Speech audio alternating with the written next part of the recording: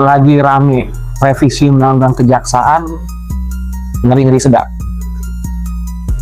Hari ini kita mau bahas soal rancangan revisi undang-undang kejaksaan yang saat ini akan dibahas oleh DPR dan kabarnya sudah masuk dalam prolegnas. Ada beberapa materi-materi pasal perubahan yang cukup kontroversial dan mau kita diskusikan terkait masa depan kejaksaan ke depannya.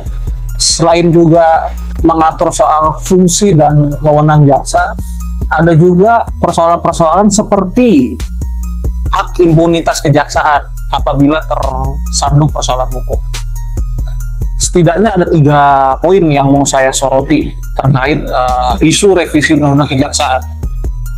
Pertama, yaitu penggunaan senjata api oleh jaksa. Kedua, wewenang intelijen kejaksaan untuk melakukan penggalangan serta pencipta kondisi. Lalu ketiga, bagaimana apabila terjadi peristiwa hukum yang melibatkan jaksa, dalam penanganannya harus meminta izin oleh jaksa agung.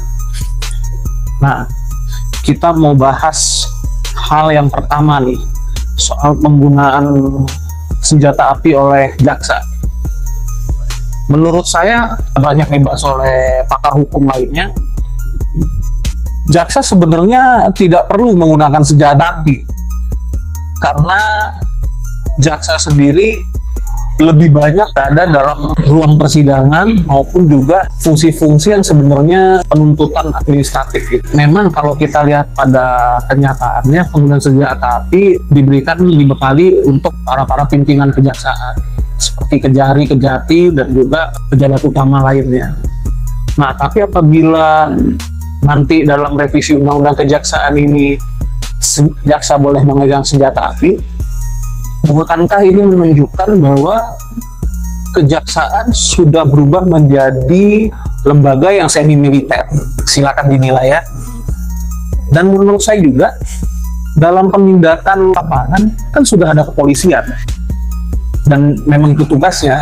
Karena menurut saya jaksa itu bisa bertindak di lapangan tuh dalam kasus pidana tertentu seperti korupsi dan juga pelanggaran HAM berat. Lalu poin kedua, masalah wewenang intelijen kejaksaan yang bisa melakukan penggalangan dan cipta kondisi. Nah, ini menarik. Kejaksaan secara lembaga memiliki fungsi intelijen ya, yang dipimpin oleh Jaksa Agung Muda Intelijen. Kita lihat, yang saya tahu kan fungsi intelijen jaksa ini untuk melakukan tracing terhadap perkara yang ditangani kejaksaan, lalu melakukan upaya intelijen lah untuk mengetahui akar perkara yang sedang ditangani oleh kejaksaan. Tapi dalam revisi undang-undang kejaksaan katanya ini mau diperluas bisa melakukan penggalangan maupun cipta kondisi. Kalau dalam penggalangan sebenarnya apa yang digalang oleh kejaksaan gitu? Kita sudah punya Badan Intelijen Negara yang juga melakukan fungsi penggalangan. Lalu ada BAIS TNI, itu juga melakukan penggalangan. Dan juga ada Baintel Polri yang memang tugasnya untuk melakukan penggalangan dalam rangka Kamtibmas. Nah, jaksa ngapain lagi bisa melakukan penggalangan? Dan itu menurut saya akan nambah-nambah beban negara gitu, beban anggaran negara dalam berjalannya, karena terlalu banyak lembaga yang menjalankan tugas yang sama gitu. Dan juga cipta kondisi.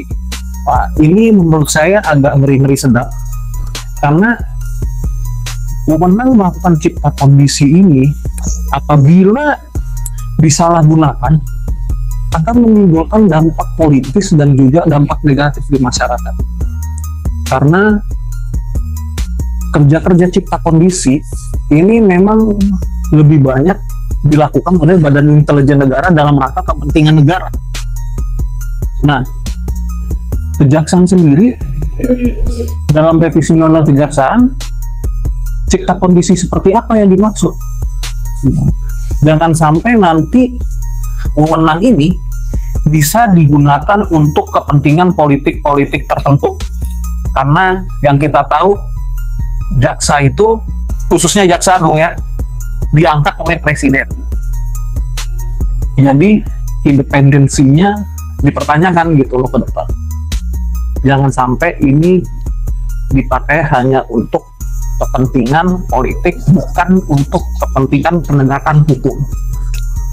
Nah, lalu yang ketiga, masalah apabila ada oknum jaksa yang terseret persoalan hukum, dalam penindakannya harus mendapat persetujuan dari jaksa agung.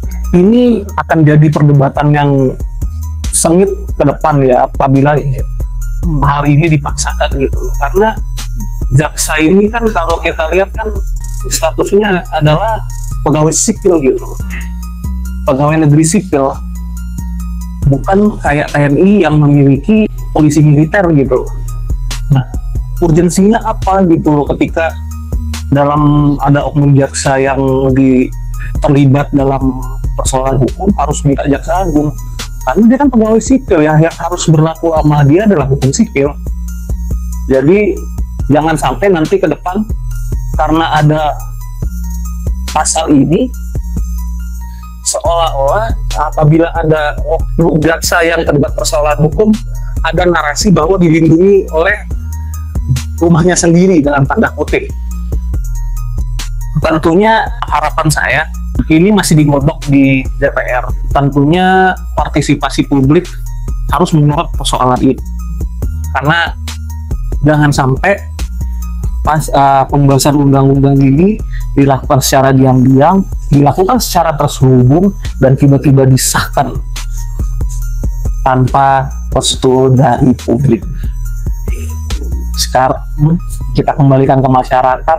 Kita tahu masyarakat sudah cerdas dan tidak bisa dikelabui oleh politisi. Terima kasih.